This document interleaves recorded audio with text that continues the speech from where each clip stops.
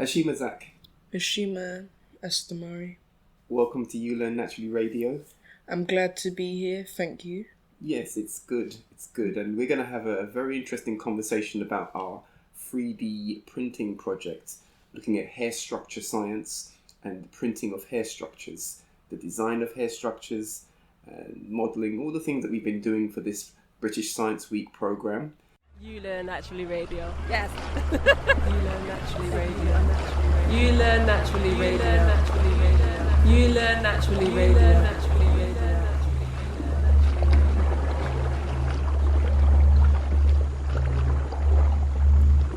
Recipes for Resilience.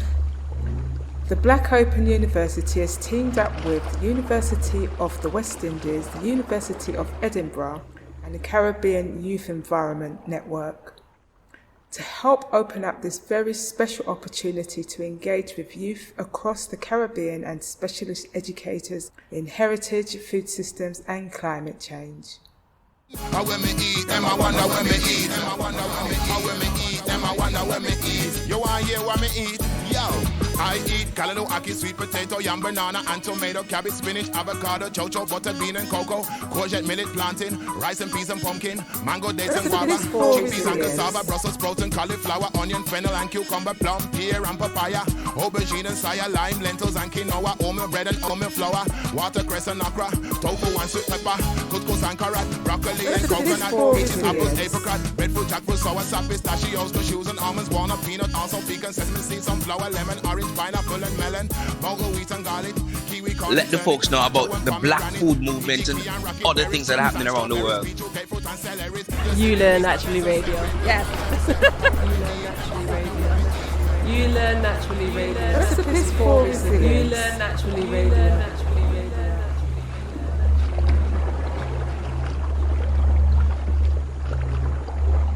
Being connected back to our food culture.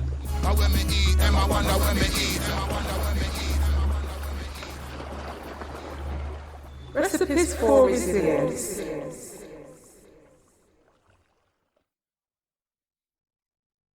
Hashima Zach. Hashima Astamari. Welcome to You Learn Naturally Radio. I'm glad to be here, thank you. Yes, it's good.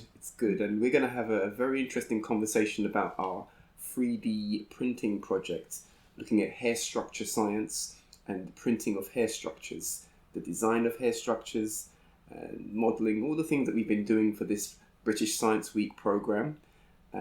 I'd like you to introduce yourself and then to introduce the project, and then we'll just talk through things that we've been doing. So my name is Zachariah. I am one of the research assistants in the project. I think I am very imperative and I'm basically the lead role for research. I've created 2 models as well. They aren't as stellar as the ones that we will be producing later, but I think I've done very good for the first time. Yeah. I would agree with that. Well done. You have done well. And yes, it's good to identify the areas that you've enjoyed focusing in on. But let's take the overview. What is the project about? We need to create 12 hair structures or substructures in our hair shaft. So the hair follicle, that's from the epidermis, and we're going to the tip or basically the entire hair. And we need to make the 9 structures, the 9 substructures. There are 3 main structures: the medulla, cortex and cuticle. And we're going to 3D model them and then we're going to print them. We are basically making a show where we can show them off. I won't say show them off, but kind of teach them about hair, what it would be like, yeah. And we need to, we're having some problems, I won't say problems, but with the software, the printer, and so far we've progressed well, and I think we're well on our way to completing this. We have a few setbacks, but I think we can complete this. Okay, that's cool. You've given a kind of introduction. Just in terms of yourself, you did introduce yourself, but let me just get a bit more clarity. Can you give your age and also just talk a bit more about the Level Being 9 Mastery Program that you're involved in, just for context? So I am 12 and I started around 6 months ago. Yeah, 6 months ago. And the Level Being 9 program is a program where it takes away the actual standard schooling and it improves on it by including the method of teaching called STEM, where in standard schooling we have the levels of 5 or 4, but with actual teaching we can reach the Level Being 9, where we have ultimate clarity with both schooling and STEM arts. STEM stands for science, technology, engineering, arts and mathematics.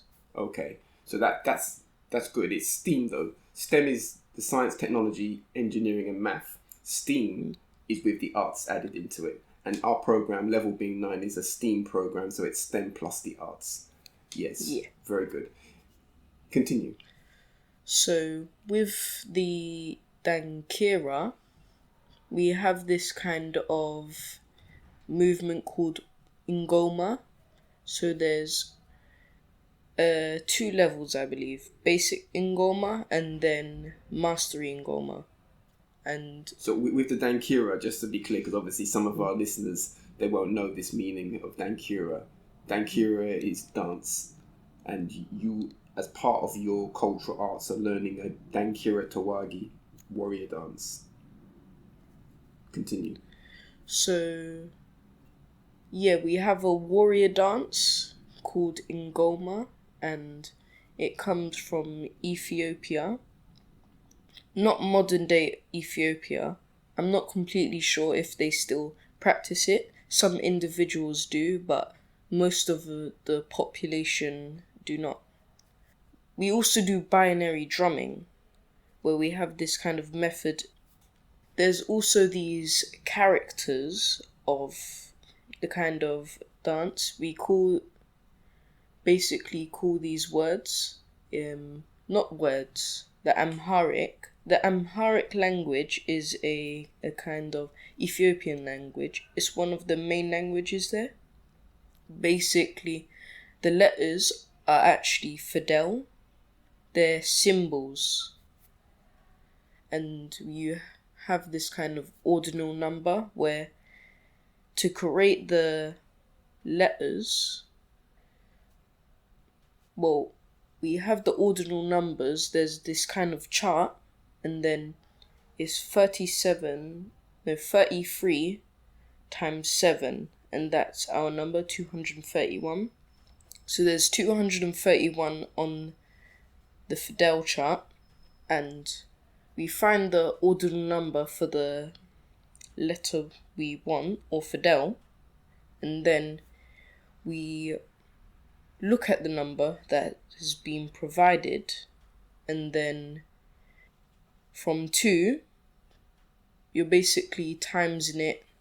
The number that is there, you're timesing the 2, and then you're getting 4, and then you're timesing the 4, and then so on. Okay, you're talking about the place value idea in terms of turning the ordinal number of a unit of sound into a binary number, and then with the binary number we play music for this. We bring that into our drumming, which is part of the cultural arts. I think we've gone a bit deep into that road though, where maybe people are thinking, what does this have to do with hair structures? Yeah. But I think where you were going with that is to illustrate some idea of the cultural arts and how cultural arts are relating into the math and also therefore into the science. And probably we need a different podcast to unpack unified knowledge as a way of teaching and learning. We'll get to that. But I think it is useful to just make it clear that our learning approach bridges, values art as a way to learn STEM subjects in a more holistic form, in a deeper way, and a way that's easier to digest for children like this. Yeah. So yes, this is the Level 9 Mastery Program, an advanced learning space. So anyway, let's return to our project. You were telling us a bit more about that, giving us some more context to it. Yeah. So the 9 substructures are the macrofibril, microfibril, intermediate filament, protofibril, apolar protofilament, tetramer, dimer, keratin protein, also known as a monomer, and then an amino acid cysteine. And those are the 9 substructures. So that ordering of the substructures, you've listed them from the larger structure to the smaller unit block, of the smaller building block. Yes. Of this. Okay, that's fine. And where is this found? These structures, where are they found? You mentioned 3 main structures. I think in a podcast, in an audio podcast, it may be hard to follow the math idea or the science idea. So we have to be very clear how we're explaining it. You've mentioned that there are 3 main structures in the hair shafts. If you cut the hair across itself, a cross section, you will see 3 main sections. What are those things again? It is the medulla, cortex, and cuticle. Okay, so these substructures, where do we find those inside of those 3 things that you've mentioned there? The substructures, the medulla is a kind of scaffolding. It's a kind of building block where everything, I'm not saying everything, but most of the structure is built off that. It's not made from any other smaller structures except for the keratin and the cysteine amino acid, but it's a kind of building block. It was there first, and then you have the cortex. So when you say building block, you're saying this because it's at the core of the hair shaft? Yes. Right. It's like a central rod inside of the hair shaft? Yeah. Okay, I see. And the cortex is made up of the macrofibril. I believe it's called a cortical cell. And the cuticle is made of these scales. It has 3 layers. It's the epicuticle. I can't remember all the names, but yeah. It's made of these 3 scales. They have layers and it kind of overlaps. Each of them is 0.4 nanometers long. To get a sense of that, that would be about 100 million, no, 1 billion times smaller than a centimeter. So that's extremely small. So about, I don't want to get too deep into the numbers here. Yeah, it's you captured the idea with that comparison. That's cool. Okay, and we're okay getting deep into the numbers. Some people will find it hard to hold that, but actually we value number a lot. It's just how we communicate it. This is our practice to communicate numbers. Remember we had the thing about story and number? So this is why we do these podcasts, so we can practice communicating number, measure and ratio in a very fluid and lovely way. Continue. I'm not saying it's so small that you can't see it, but if you had an electron microscope, you could most definitely see it. But with the naked human eye, no. Now into the substructures, the macrofibril is made of the microfibril. There is 7 to 12 microfibrils in a macrofibril. and around 3 to 10 macrofibrils make up the cortex. The cortical cell. Yes, the cortical cell. And the intermediate filament makes up 300 to 3,000. That's a very broad range. So the microfibril would probably have about maybe 1,500 intermediate filaments on average. These make up the structure. So any smaller structures have a larger structure that they make up. Okay, this is very useful because often the models that you see, the more common models that you see show a structure and then something coming out of that structure, which is what's making it up, and then something coming out of that thing. So you see the different layers of one thing being made up of another thing and so on, many layers deep. You've given us some sense of the numbers, but actually I'm more interested in this interview, this conversation, to talk about the process, because we went through quite a process to gather this information. This is data collection, big idea data collection, and it's our research. Now, tell us a bit more about how you found that process, the research process for getting these numbers. So the research process, we actually had about 4 stages to go through. Well, I wouldn't say to go through, but we went through 4 different stages with our research. The first stage was manual research, where we continued to look at these kinds of iterations or constructions for both the hair structure, where some had included inaccurate measurements, but they also had additional structures that were not on the typical one. And there were also... When you say some, you mean you're referring to different sources of information? Like, yes. What kind of places were we getting this information from? The sources that we found them from, usually we would look on Wikipedia and it would give us a straight answer, but that source was very outdated from around 2017. We were looking for the most up-to-date measurements and averages for each of the structures. So when we had looked at more obscure and unknown sources, we weren't familiar with them. So there was either structures that we haven't heard about and they didn't have accurate measurements, or they had accurate measurements but they didn't have the additional structures. Then we moved on to ChatGTP.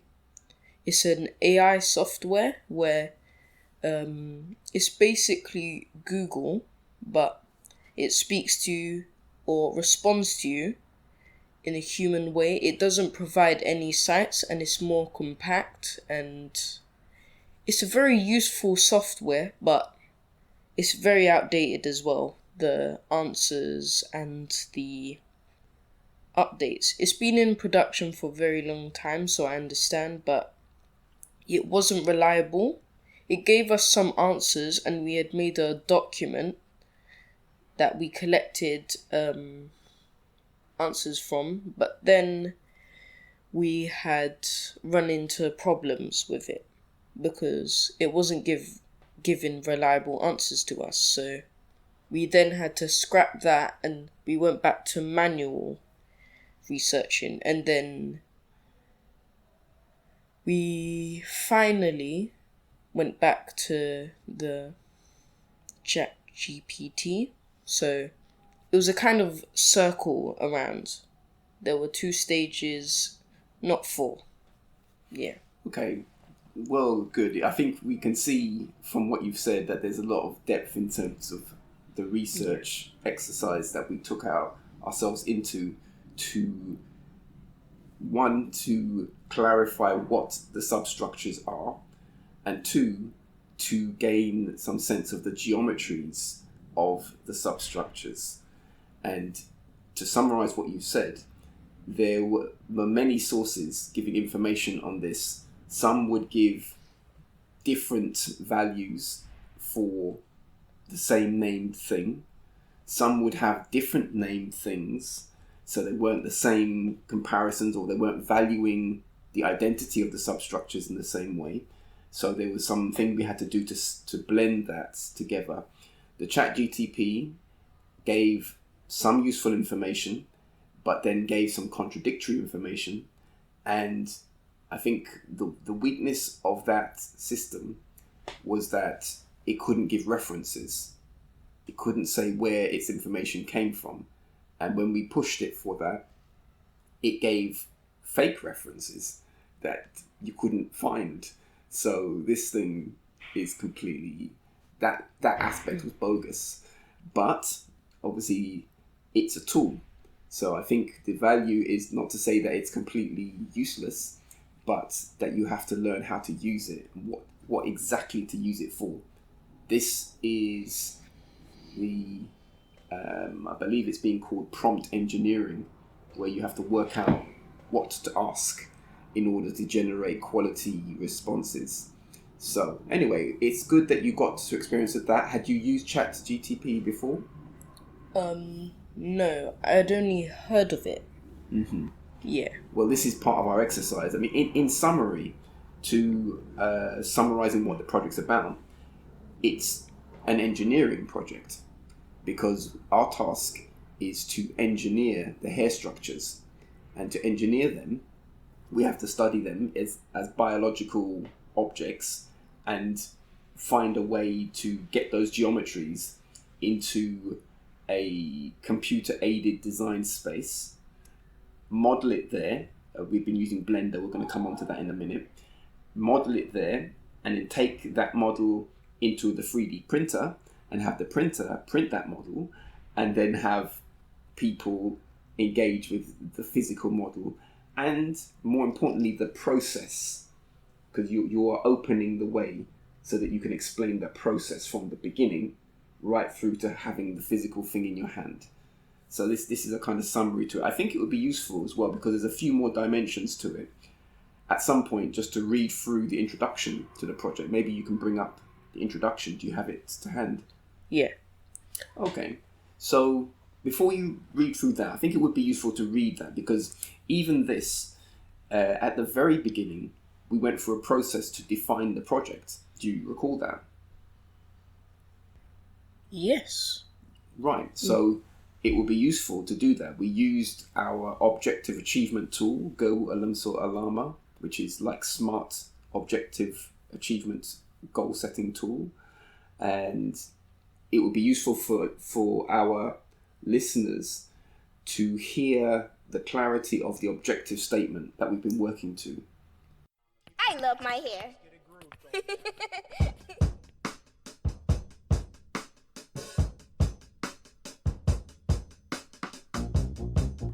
What's up? Hey, hey, team rooting for you. We're all beautiful. Enough love, enough love. It's your girl Letitia.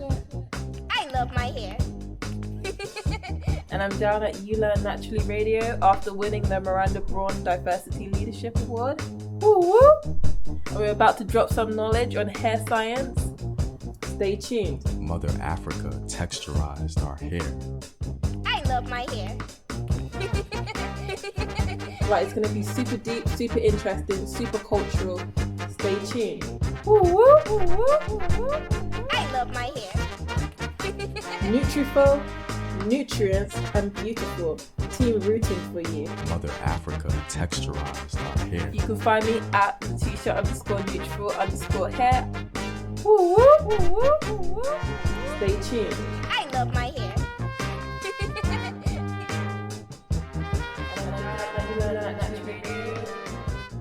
Stay tuned. I love my hair.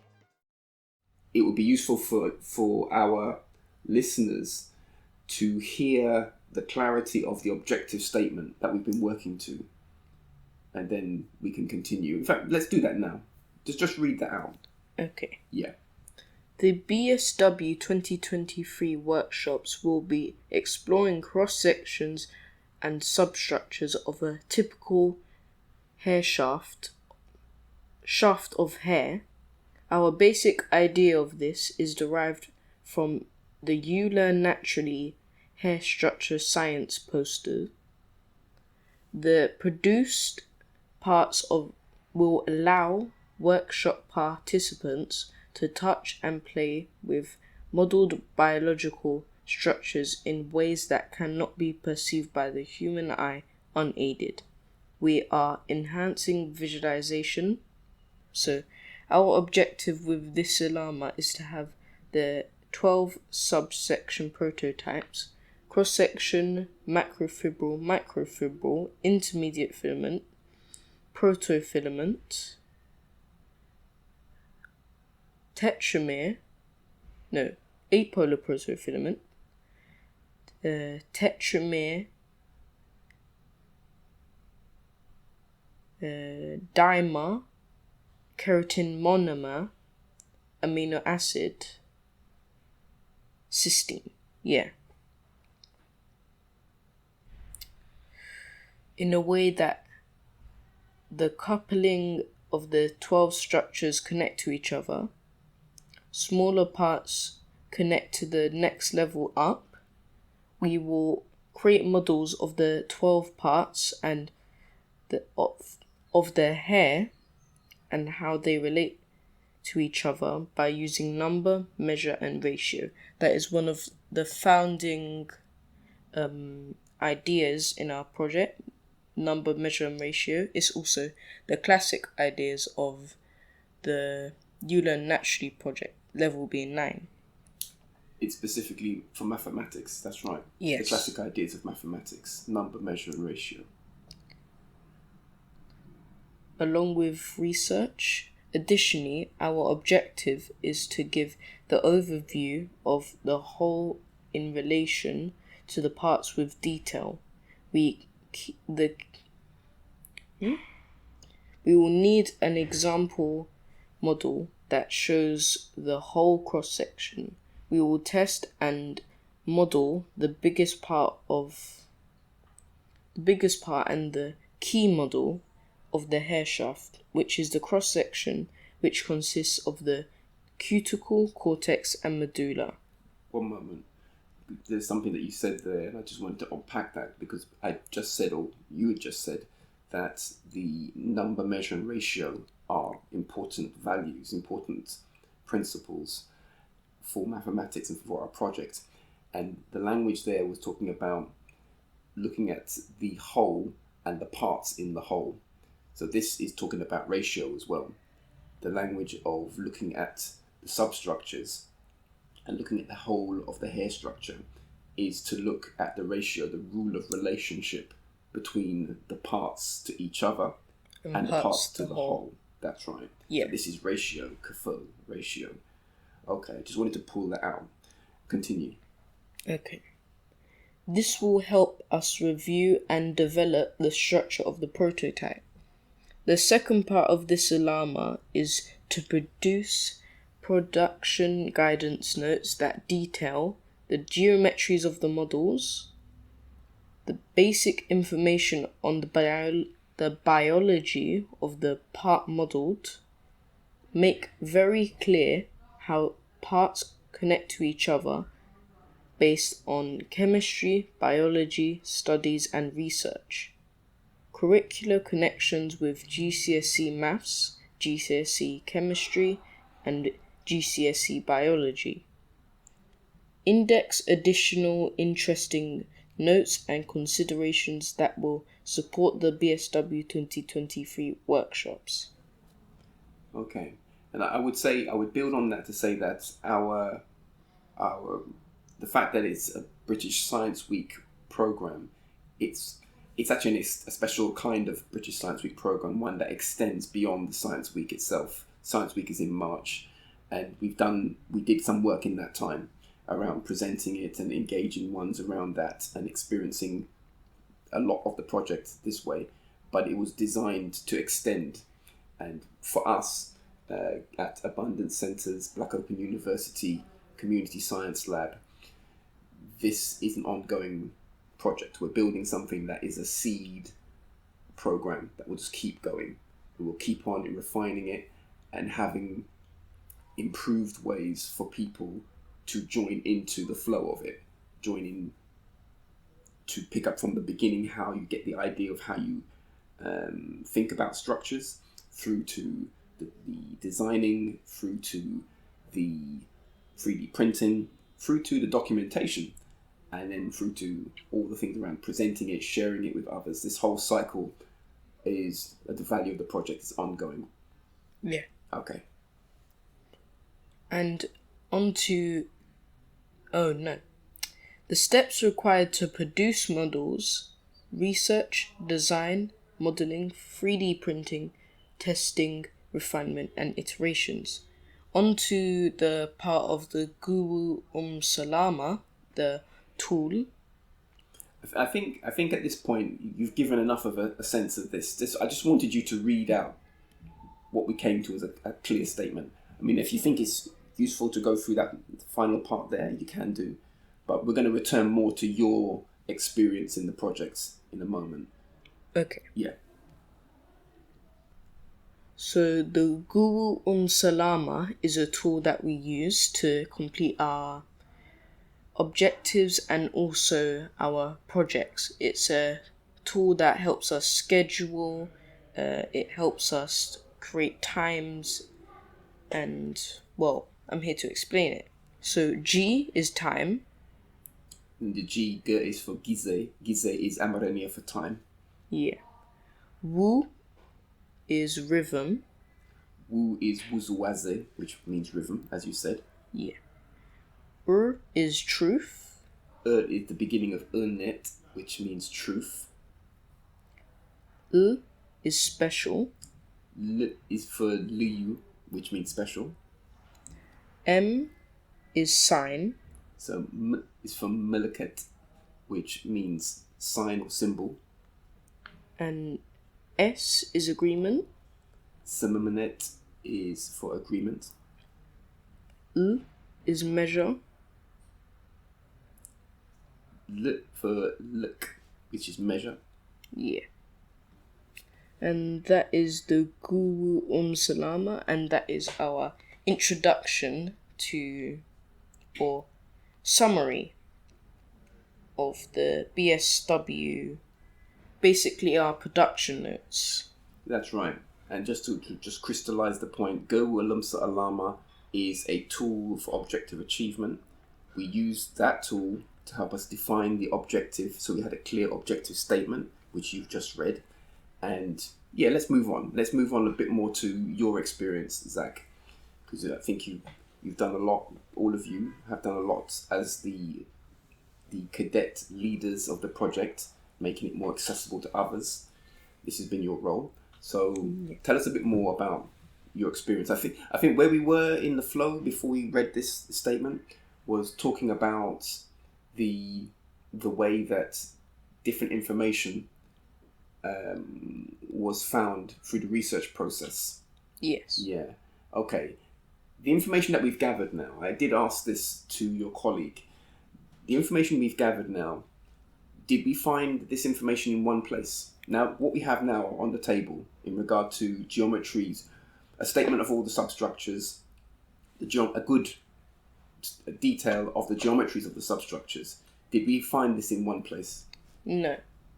It took multiple tries to find reliable information that we can stick to. We don't have to change this anymore. I think it was very good that we actually went through this instead of going straight away.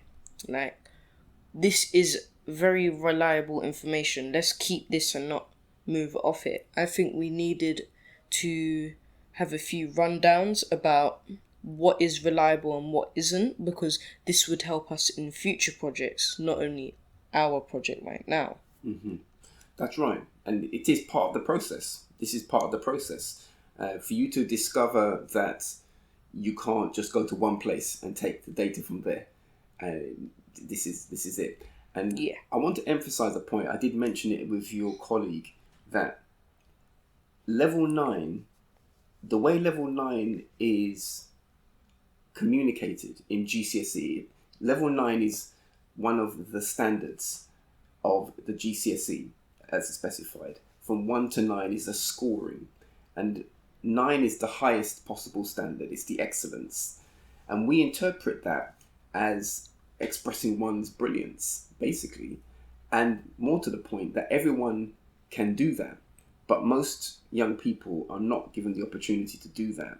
So this is the whole focus of level 9 mastery, that we create a space where you can express your brilliance.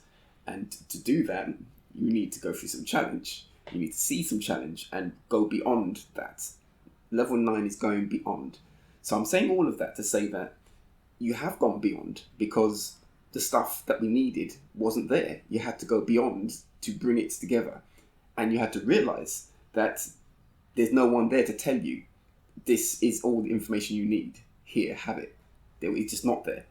Yeah. Level 9 is that function, that ability to go to see that you're in that position that needs innovation and needs excellence to get it together, and then do it.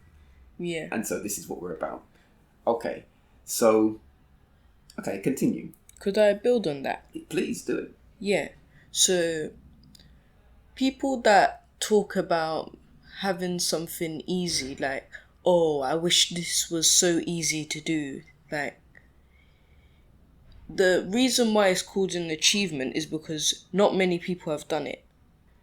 Maybe if you've built the tallest building in the world, there's 2 ways you can do that.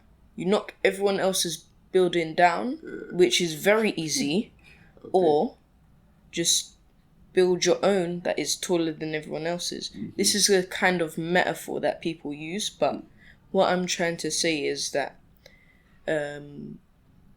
it just because it wasn't easy doesn't mean it's worth it. It's definitely worth it what we've done now, but I think you need to work for something for it to have value. Yeah. Well said. It's a good build, and absolutely, this is absolutely correct. Okay, so let's continue. My part in the project is the head research. I am basically in one of the fields for research. We had a research team, or we still have a research team, but put it on the table, Zach. I mean, let me before you put it on the table, let me give the context. So, we do work with our local college. We have work placements who come from our local college, and when they come, they are employed as research assistants. Yeah. And sometimes they're employed as other things, but specifically, there is a body of ones who are coming from the science and engineering faculties of the local college, and they're here to be research assistants. Now, without naming names or anything too personal, you can put it on the table what you experienced, Zach. So, with our experience, there was 2 work placements that had come in.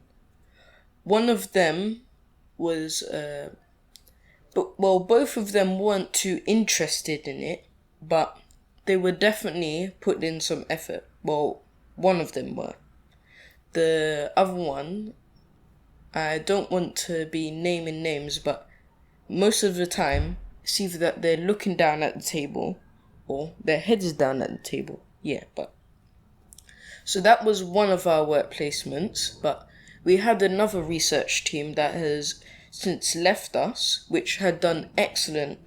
They had helped us with previous projects, and they had done some work on the project here, I think. I believe so. That's right.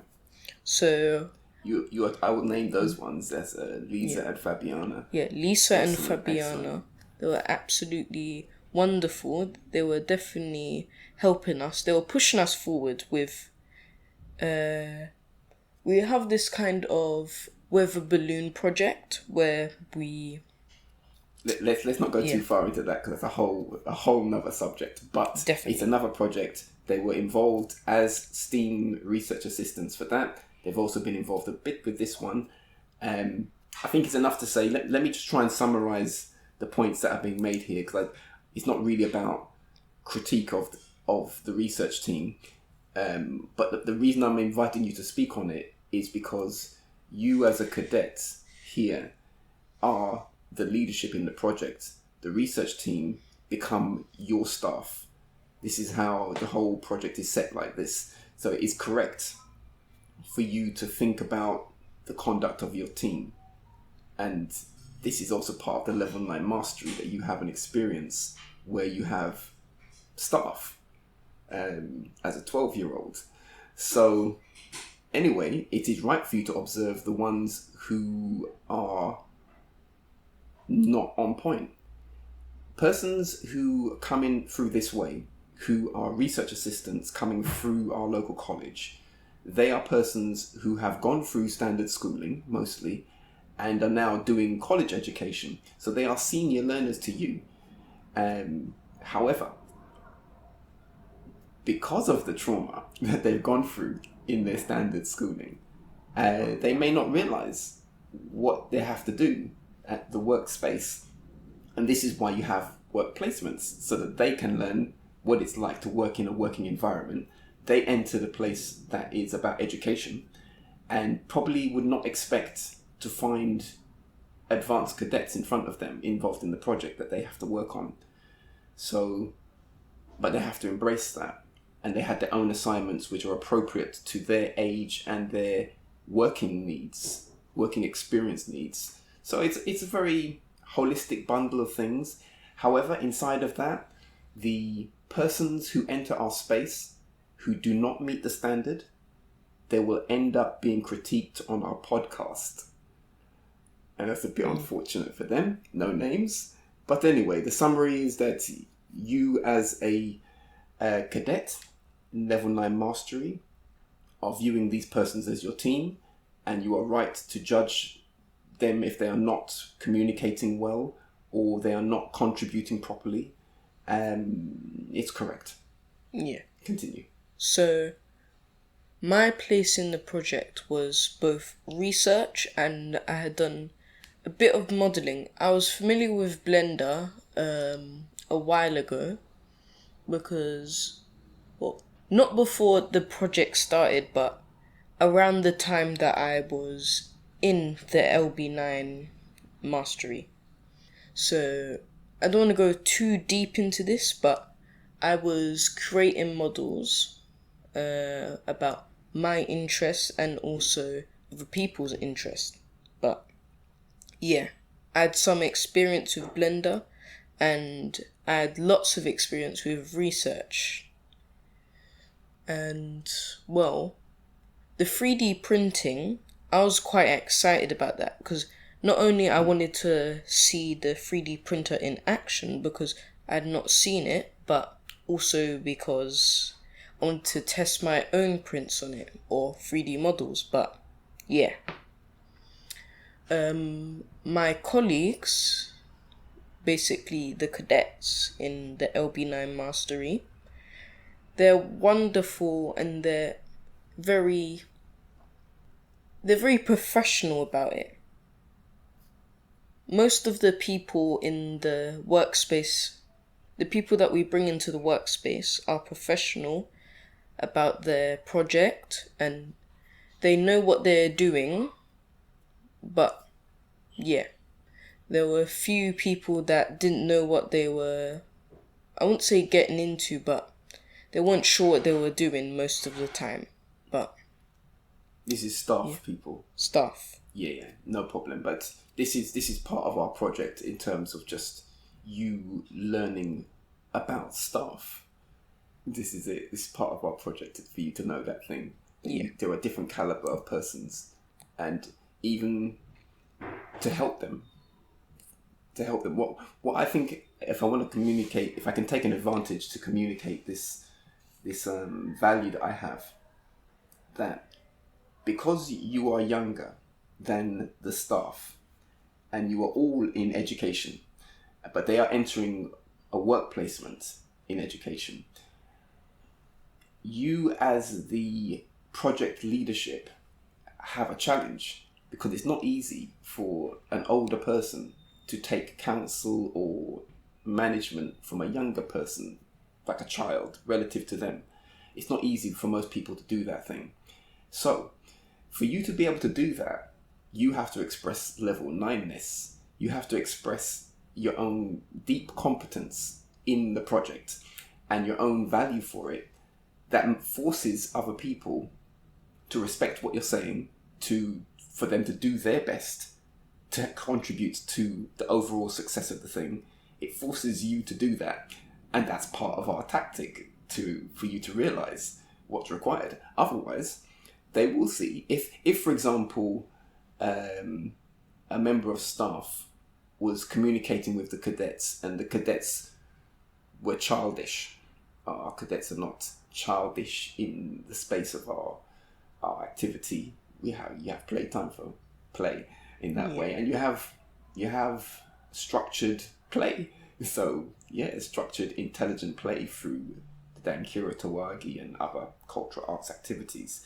So anyway, if they found you childish in that, babyish way, it would be impossible for them to take instruction or to take your ideas seriously. And so then it would break down our ability to move the project forward. But they have all found the cadets to be advanced learners. And so often even that is challenging when you come into a space where younger people are communicating things that you need to know and you don't know it as well. It can be a bit intimidating. So you have to manage that. Anyway, we're going a bit off the point, not off the point, but maybe a bit too deep into the point. Let's surface again around the general experience. Move on, Zach.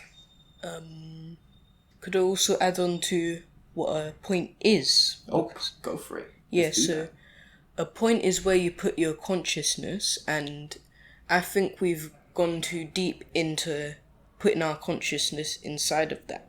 So let's go out of that and then return to the talk about colleagues. But so my colleagues are Tawagi Josiah and Tawagi Burhan. Probably better to use the Tamari title. Tamari. Yes. Yeah. So Tamari Josiah and Tamari Burhan. Both of them are wonderful colleagues, and they're good in both of their particular fields. Burhan is good with research and also experience with printing. He's a bit more up close and personal with the printer, unlike I am, but Josiah was the leading assistant for handling the printer and also making sure it was up to stellar job, like you were, Astamari. So those are my colleagues and also the place in the project they have. Okay, thank you. And all of you did settle into your own sort of interests and focus points, which is natural. But I consider all of you as the leadership of the project. Yeah. So, and therefore, again, just to say that relationship with others who come into it, people who are community members who come by and see the project in action, they will experience you as leadership. Persons who come in as staff, they also will experience that as well. Yeah. You learn naturally radio. You learn naturally radio. You learn naturally radio. In stereo. You learn naturally radio.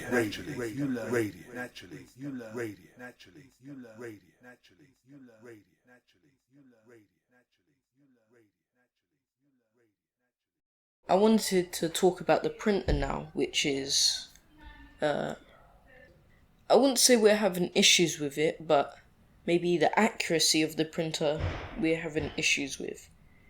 The printer isn't faulty, but I think the printer itself is like the part that prints it, not the base. It's not broken, but I think the accuracy is a bit off because our first print, we had these kinds of we had these models on the SD card that they had given to us to say, please test this to make sure the printer is up to date and is, not faulty. The first thing we tried to print is a whistle. It's this kind of green whistle, and then we had went with this red kind of copper filament. And on the first try, about maybe 30 seconds in, the nozzle of the printer had caught it. Also, I forgot to mention the printer is by Prusa, and it's the original MKI3. Yeah, that's the model. So we had tried to print the whistle, and then about 30 seconds in, the nozzle had caught on the existing print. So it was basically restarting the print, even though it wasn't. It was thinking that machines can't think, but the program had thought that the print was still attached to the bed, so it continued, and then, we ended up with a squiggly mess. We didn't let it continue, but yeah. About a minute in, we just stopped the print, and then it wasn't even constructed properly. Yeah, but... Well, you're correct. This is the first experience that we had with testing out just a different thing, not the hair structure, but a different model.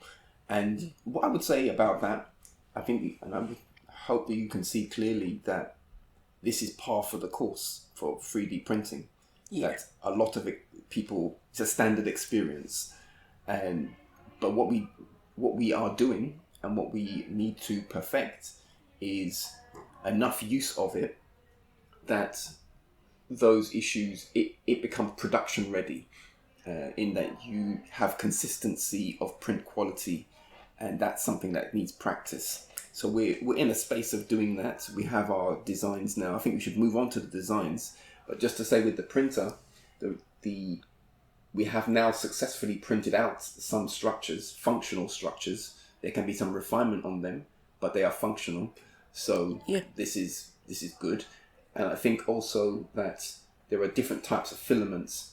I know that Tamari Josiah had proposed a different type of filaments, and we'll explore that as well. Yeah. That those things affect it. And part of the technicality of the printing is about the environment, if there are breezes in the room, or if the bed is not warm enough, and other factors like this. So there are many factors involved in making the print to be consistently on point. And this is part of your experience to realise that. That's part of the project for you to see the practicality of doing it. Yeah. Okay. Continue. So, the 3 types of filament were copper, basically bronze copper, and then there's this kind of green plastic filament, and then we had this carbon black filament. So the one that worked the best was the green filament, because it wasn't breaking apart, and as soon as it had left the nozzle. Also, if anyone has this model, if anyone has the model for the printer, and it's functioning, if you start a print, do not touch the nozzle. You need special, I know some people might not remember, or I can't explain it, but do not touch the nozzle or the print bed, as it will burn your hand or skin, and then It's dangerous. Just Well, wanted it's to good say that that. you mentioned the safety. Obviously, we haven't experienced any burns or any damage like this because we are paying attention to the safety of the use of the equipment. And in that process, did we not read through the manual? Yeah, we read through the manual. We've taken extra care whenever handling the prints. So with the emergency stops where we have to go into the menu and then turning the print off, not the printer, but stopping it.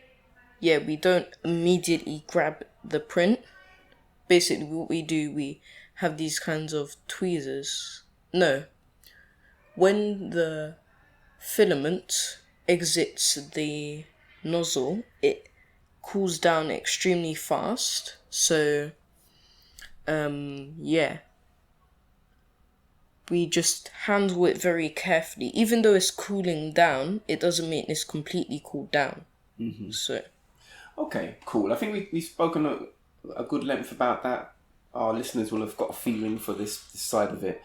I'd like to just touch on the modelling in terms of sketching out the model, because we collected the data and we need to be able to see it. And I think a notable... There's a point where you have the data about the structures, the geometries of these internal structures, and a good sense of what they are and how they relate to each other. This is fine. But in order to make it into a printable model, you have to be able to visualize that thing properly and to illustrate it. And I think there was a space around this where some interesting learning took place. So I wonder if you can just talk about the space between having the data and the geometries and pretty much agreeing that this is consistent and good quality, and then needing to draw that and make it so you could see it and sketch out the relationship so that it could then move into a 3D space. I know that you in particular, Zach, you were very keen to get to the Blender and just start making inside of there, which you can do. It's possible to just feel out a thing. However, it's not easy, and I would say it's impractical to make a precise model like this without using the geometries. Yeah. Right. So just talk about this, please. So with Blender, I think it's a very professional software, even though some critiques say it's not a professional modeling software, but I think it is. But with the technicalities of Blender, it starts to get confusing because an average user that has just entered Blender, they haven't watched any tutorials, nothing, they wouldn't know what they're doing because there's too many panels, there's too many menus. I'm not saying that they don't need it, but I think everyone needs to watch the tutorial. Yeah. So getting down to Blender, one of the things that we need, the sketching, yeah. So when we have clear measurements and basically accurate measurements for the structures, what we need to do next is, sketch them out. And Astamari here has provided a kind of sketch that we can base off. And what we've looked at here, or what we've created, is a kind of view of all the areas of the cross section. So we have the top, side, front, and 3D version of it. So the cross section, it's been cut in half from the top of it, basically where you can see the top of your follicle, the tip. You cut down slightly, or what's supposed to be visualized, you cut down, and then after you can see inside. So you have the macrofibrils and the cortical cell or the cortical cell. And from the side view, you can see this very clearly because it shows this kind of tubular shape with like a quarter of the cylinder or tube cut off, so you can see inside. Okay, you're giving a good explanation to help people visualize this, and obviously as ones with the strongest interest come into the project to engage in it themselves, they're going to see this very well illustrated. What I'd like to pick up on with what you're saying, though, is that I laid out a draft idea and then I asked you to put the measurements to it, each cadet to put the measurements onto the diagram. And the point of doing that sits on our ability to tell other interested people the scale factor, the how much larger is this structure compared to the real thing, the natural biological structure. Yes. So this was an exercise in itself. This thing took some time to comprehend what it is we're trying to do and to get to a point where that everyone was clear. So just tell us a bit about this enlargement idea. So the enlargement idea is where we use this thing called the scale factor. With Dankira, I just wanted to go off about this. Dankira, we have these kind of... The warrior dance. Yeah, the warrior dance. Yes. We have these 3 different modes. I won't say modes, but types, where we can either use the rotation. It's a kind of idea where you rotate your center and your body turns with it. Your center of gravity, you turn either in a natural rotation anti-clockwise or in a clockwise rotation for how many degrees you use. And then there is the center of enlargement, or basically scaling the size. So you put the center of enlargement anywhere you want. This also relates to shapes and solids, one of our big ideas for math. Also orientation and location for rotation. So if I enlarged from my head, I put the point of enlargement on my head or center, that means it would go up and down. So I would be, then use the scale factor actually. The scale factor for enlargement. So if I said 2 times, I would be 2 times as tall, and then 2 times as wide, and then 2 times as long. I won't say long, but yeah. And then with the last idea. One moment. Yeah. Just to qualify what you've just said. If you do what you said and you put the center of enlargement on your head and you enlarge yourself by a scale factor of 2, then your body would project down into the ground. Yeah. And be bigger. It would be 2 times bigger, but it wouldn't be going up. It would be going into the ground or below yourself. Actually, yeah. It would be biologically possible, but if you use visualization, definitely. That's right. And this is a very important point you're making here. Biologically, it wouldn't be possible to enlarge yourself in that way. But the beauty of math, the probably strongest value is to enhance visualization. And so you can visualize the center of enlargement being on your head and it enlarging your whole body by a scale factor of 2 and what that means.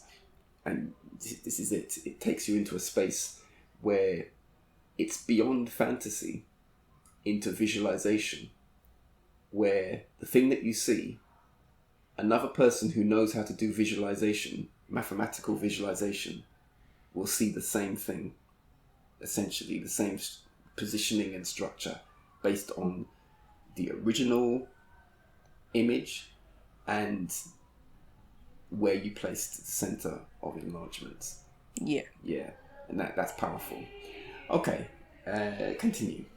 The final part, was it the final? What is the final one? Well, you can't said remember. 3. I think you are introducing transformation. I know Yes, transformation. It's relatively new to you in your stage of this learning, but transformation is a GCSE math subject, very important. Rotation, reflection, enlargement, translation. Yeah. So it's actually 5. No, 6. 4. Rotation, Translation, transformation, and then center of enlargement or enlargement. Hold on. Let's study this. So the transformation is rotation, reflection, enlargement, and translation. Those 4 are under the title of transformation. They are 4 types of transformation. So when we're talking about enlarging the hair structure, then we're using one of the transformations. Yeah. Enlargement. So we use the scale factor for enlargement. That's right. So Let's let that buzzing sound pass. Like a little mosquito. yeah. So with the scale factor, we won't be using the center of enlargement. Actually, we will, but it will be in the center. Basically, it's going to be enlarged all the way out by our scale factor. And for the entire cross section, I actually have this. It is going to be 12,000, I believe. No, 1,250 to get the measurement of 10 centimeters. We're enlarging the length of all the models. If they're singular, like by themselves, it will be 10 centimeters long, and then we use the same scale factor for the diameter of the model. Okay, I get what you're saying. Just to recap it, the first part of what you said is relating to the cross section of the hair shaft, and we used an example. One of the best examples was with an electron microscope scan of the cross section of the hair, and the diameter of that shaft was 80 micrometers. Yeah. Which is a reasonably average thickness for hair. Reasonable. So we took that as a reference point, and we said what would be the scale factor required to make this 80 micrometer measurement into 10 centimeters, which is the size we want it to be practically holdable as a model. Yeah. And so then the number you've given is that scale factor. Okay, this is it. And then for each other structure, there are slightly different scale factors. So, yeah, I don't want to drill down too much on the actual numbers of that. That's not the purpose of our conversation right now. Yeah. But have you done that? Have you calculated those things? Yeah. Okay. Well, that's probably what we need to know for now. And that you've got the gist of it. And this is, to put the big picture onto what you're doing, this is your meaningful exploration of transformation, what it means to enlarge something. You've been given a meaningful assignment to work out what is the scale factor to make this thing to be the practical size that we need it to be. You can't, we couldn't print it at the biological size. Yeah. Our printer can't do that. I don't know if they have a 3D printer that can print at that kind of... It would basically be like a dollop of the, filaments. It's smaller than that. I don't think our printer definitely can't do that. But I don't know if there is even a printer, some kind of microscope type of 3D printer. I don't think that. Well, there's a lot of engineering around it. Probably there is, but it will be costly. We have to work towards that level 9, bring it into the community science lab. But we don't have it right now, and that's another day. Yeah. Anyway, you have done that calculation. You and the team, you worked through this, and it was the learning idea behind it is to give you a practical thing to do that involves you thinking about transformation, so that you learn about transformation in this way. Yeah. Okay. And transformation is a great metaphor for so many different things. We focus on it in the level 9 program because it's change. Yeah. Transformation is change management.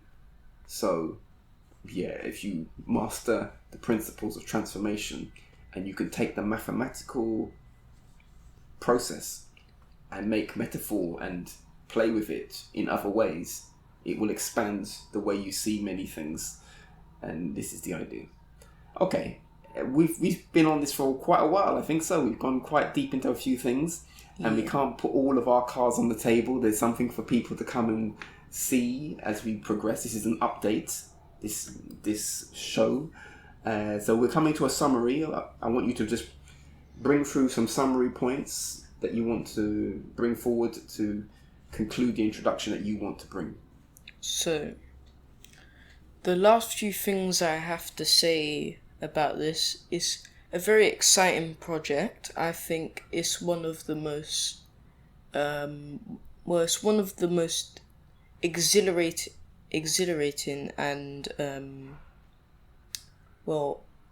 it's definitely it's a professional project, if you ask me. I think it would be, I won't say mandatory, but it's a kind of need to come.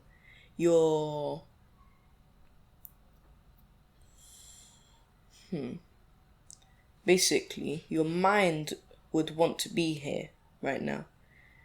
Not in the podcast, of course, but in the show. When we launched this show with all of the models, the information, it's definitely not going to be like a concert, something like that, but it's definitely going to be very exciting, and it's going to be a good learning opportunity rather than sitting down in a classroom. I wouldn't say bunk off school. Yeah, but Okay. I think Finish what you're saying. it's definitely it's an opportunity that you shouldn't miss. I think it could be done on the weekends. I'm not sure about the dates, but if you really want to come, or if you're starved of hair science and you want to learn more, please come to the event. I'm not forcing you, but it's definitely going to be exciting, and it's going to be... We've put a lot of work into this. That's all I have to say. Okay, well, on that note, I would say, definitely it's good to encourage people to come to the events.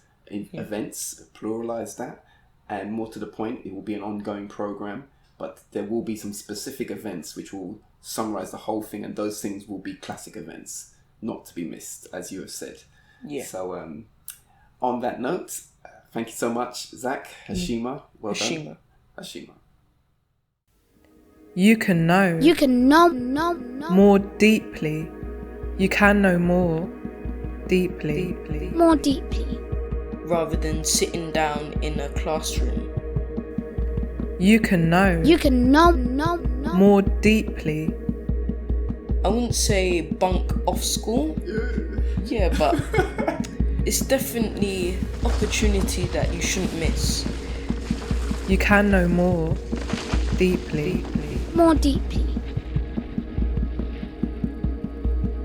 Okay, continue. Could I build on that? Please do it. Yeah. So the reason why it's called an achievement is because not many people have done it. It's definitely worth it what we've done now. But I think you need to work for something for it to have value.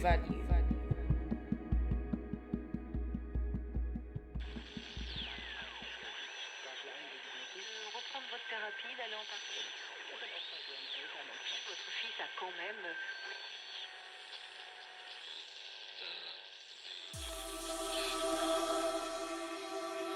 Yo, for those of you in the black, I want you to know this is Nippy and Jag, willing you to turn on track and listen to You Learn Naturally Radio. Naturally Radio. I relapse from again. How does it feel to finally be free? Wonder will I ever know? You Learn Naturally Radio. Get involved now.